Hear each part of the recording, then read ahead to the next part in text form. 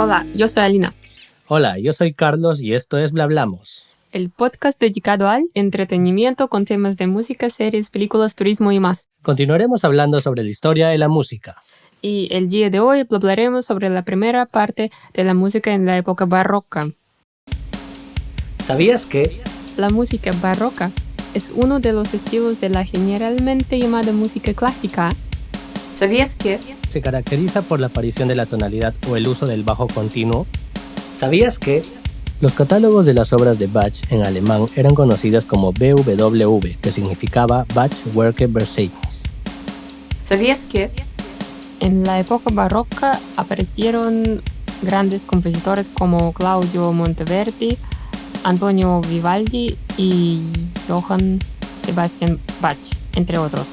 ¿Sabías que? En el barroco temprano predominó la música vocal frente al instrumental y comienzan a distanciarse y diferenciarse, y además se rechaza el contrapunto del Renacimiento. Sin embargo, en el barroco medio se igualan la música instrumental de la vocal y se revisa nuevamente el contrapunto anteriormente rechazado. Todo eso y más en este episodio. Empezamos. La música barroca abarca aproximadamente desde el nacimiento de la ópera en torno a 1600 hasta la muerte de Johann Sebastian Bach en 1750, todo el siglo XVI y la primera mitad del siglo XVII. Pertenece a los estilos de la música culta europea, antecedido por la música del Renacimiento y seguido por la música del clasicismo. Es uno de los periodos más importantes de la historia de la música por el enorme espíritu de creación que hay en él.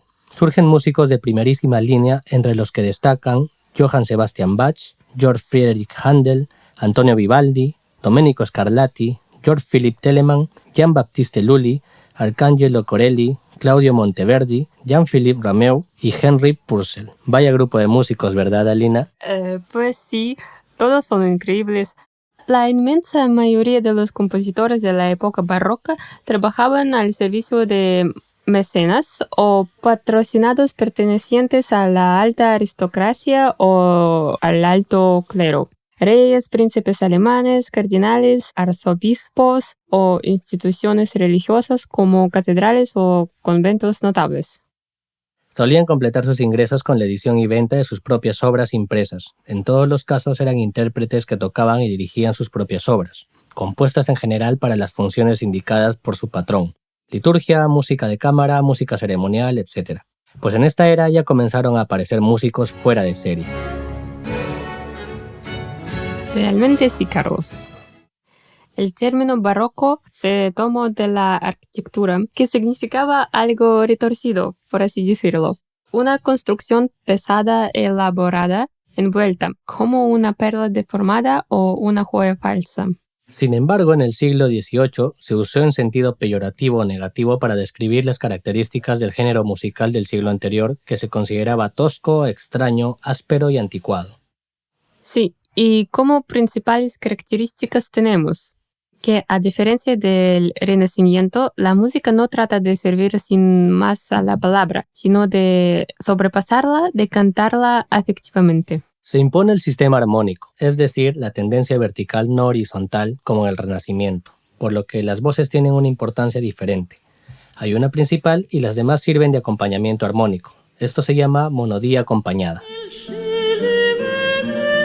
El desarrollo de la armonía tonal, en la que el movimiento melódico de las voces queda supeditado a la progresión de acordes funcionales, construidos desde el bajo continuo. El ritmo armónico es rápido, cambio frecuente de acordes. Se emplea la disonancia tanto en las partes fuertes como débiles del compás, además de la presencia obligatoria del bajo continuo. Junto a la línea melódica más grave, el bajo, se escriben unas cifras que resumen la armonía de las voces superiores. El bajo continuo era interpretado habitualmente por uno o varios instrumentos melódicos graves: violonchelo, viola de gamba, fagot, más un instrumento armónico que improvisaba los acordes: clave, órgano positivo, laúd, arpa, etc. El ritmo del propio bajo establece un compás claro y sencillo, muy uniforme, incluso mecánico. Se busca un ritmo muy marcado que se llama ritmo mecánico por sus pulsaciones fuertes y normalmente repetidas. Por ello, el movimiento se convierte, como en pintura, en uno de los elementos vitales de la música barroca.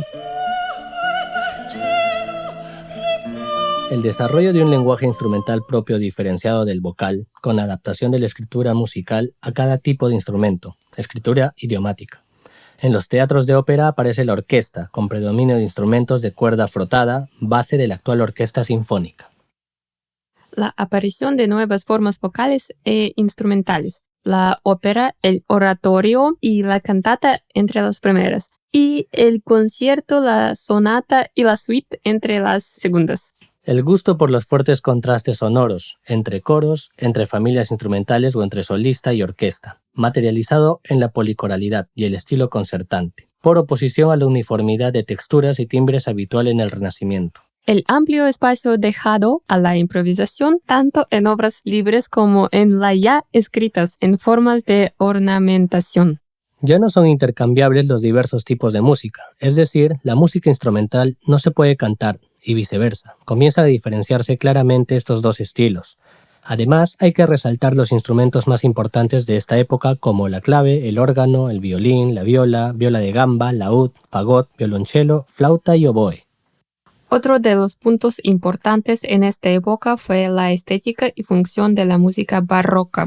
En este punto, el hombre del barroco vive en una época de crisis, tanto económica, por ejemplo, recesión económica importante, malas cosechas, mala producción, como espiritual. En plena lucha entre la reforma luterana y la contrarreforma católica, la música fue utilizada como medio de propaganda por las iglesias en competencia y por la alta nobleza, únicas instituciones junto a algunas ciudades libres capaces de mantener una capilla de músicos profesionales. Producto de estos fines es, como en otras artes de la época, una estética expresiva y teatralizante, con excesos en el uso de la ornamentación, dramatismo, uso de recursos para las presentaciones y esplendor en los espectáculos públicos, además de fuertes contrastes sonoros. Y en los géneros vocales, la música queda supeditada a la poesía, pues su propósito es el refuerzo en la transmisión del sentido y los sentimientos ligados a la palabra.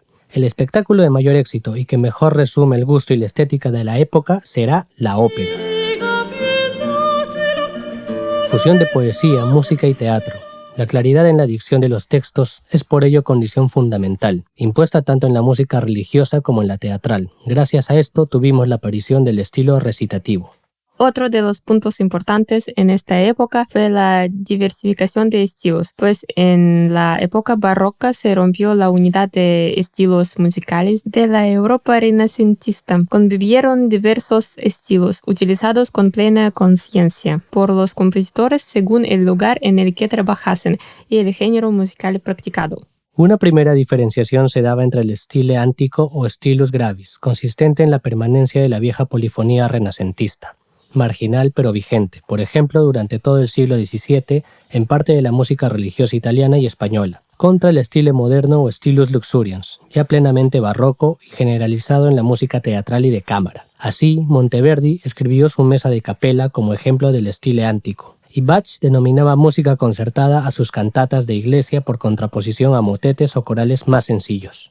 Sin embargo, dos estilos nacionales completamente diferenciados dominaron claramente la música europea de barroco medio y tardío. Primeramente, el estilo francés, con la corte de Luis XIV en Versalles como centro de irradiación y Lully como referente. Es un estilo fuertemente conservador basado en formas de danza, eran piezas breves, de forma fija bipartita, estructuradas en frases cerradas y simétricas con armonías muy restringidas, aunque usadas con sutil imaginación, y una compleja ornamentación estandarizada en figuras escritas. El segundo estilo fue el italiano, gracias a la constante innovación estilística generada en las ciudades italianas, Venecia, Nápoles, Roma y sobre todo Bolonia. Las invenciones de la música italiana fueron imitadas en todos los centros musicales europeos, incluidos los franceses, hasta el punto de que el estilo italiano se impuso en el siglo XVIII en todo el continente. El estilo italiano, ejemplificado en Vivaldi, se caracterizaba por varias cosas como una tonalidad fuertemente marcada mediante escalas, cadencias y progresiones, la melodía al servicio de la armonía, las frecuentes modulaciones, el rápido ritmo armónico, sus formas abiertas de frases asimétricas y el uso libre de la improvisación. El resto de naciones imitaba uno u otro de estos estilos. Así, en Alemania los compositores se adaptaban alternativamente a uno u otro, aplicando al tiempo la fuerte tradición polifónica local. Sí, por ejemplo, Telemann escribió cientos de oberturas y conciertos, mientras Bach ejemplificó sus versiones de uno y otro estilo en su primera publicación, que incluía el concierto italiano y la obertura a la francesa. Ahora hablaremos un poco sobre las etapas y evoluciones de la época barroca. Podríamos diferenciarlas en 4, comenzando por el barroco temprano, desde 1580 a 1630. Desde las últimas décadas del siglo XVI se inició la disolución del antiguo estilo polifónico renacentista, caracterizado por una textura polifónica imitativa homogénea. Se empieza a dar valor afectivo y violento a las palabras a través de la música. Se busca la disonancia. Las obras son todavía de poca extensión. Comienza la diferenciación entre música vocal e instrumental, donde dos fueron las principales. La policoralidad, que fue típica de la música religiosa de la escuela veneciana de Giovanni Gabrieli, consistente en la alternancia entre diversos grupos vocales o instrumentales, situados en diferentes ubicaciones denominados cori e spezzati, típicos de la Basílica de San Marcos. Una evolución natural de la policoralidad fue el estilo concertante, en el que se contrastan instrumentos contra voces como en los concerti ecclesiastici, o solistas contra el conjunto general. La monodía acompañada, en la que una sola voz aguda concentra todo el interés musical. Su acompañamiento instrumental se escribía de forma taquigráfica, como bajo continuo. La camerata florentina fue decisiva en la difusión de esta monodía acompañada, cuyo objetivo fue poner a la música como sierva de la palabra que finalmente cristalizó en la ópera. Por ello, les interesaba imitar la antigua monodía helénica, con acompañamiento de guitarra. Entonces, Vincenzo Galilei, padre del astrónomo Galileo, escribió en 1581 un tratado contra el género musical polifónico neerlandés bajo el título Diálogo de la música antigua y de la moderna. Sus nuevos géneros musicales, recitativo, expresivo y representativo, utilizaban además nuevas libertades en disonancias y modulaciones denominadas seconda pratica. En este contexto artístico aparece la figura del cremonés Claudio Monteverdi, maestro del stile antico, aplicado al polifónico género madrigal, y del stile moderno. La monodía acompañada que daría forma a esa recién creada ópera. En paralelo a ella se desarrolló el oratorio religioso gracias a la influencia de Felipe Neri. El barroco medio, desde 1630 a 1680. El éxito internacional de la música italiana en general y de la ópera en particular expandió por toda Europa, principalmente en Alemania, Austria, Inglaterra, España, los recursos de la monodía y del estilo concertante. Mientras tanto, en Italia, autores como Sesti, Francesco Cavalli y Luigi Rossi suavizaban la dureza del estilo monódico original para desarrollar la ópera belcantista, en la que se separaban ya claramente recitativos y arias. La nueva ópera pasó de ser un espectáculo aristocrático a entretenimiento de las capas altas de la clase media, gracias a la libre compra de entradas en los teatros napolitanos y venecianos.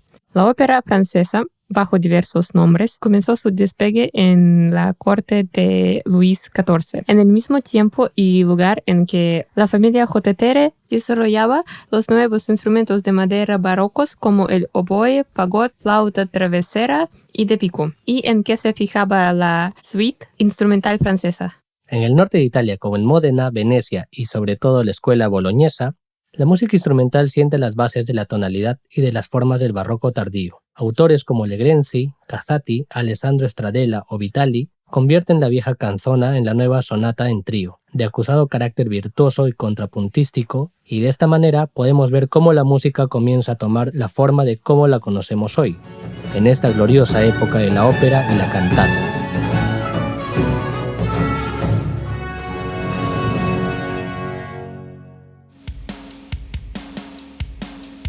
En conclusión, el barroco es un periodo histórico en la música que planteó cambios artísticos y culturales, no solo en la música sino también en todo sentido, ensalzando el sentimiento y la espiritualidad.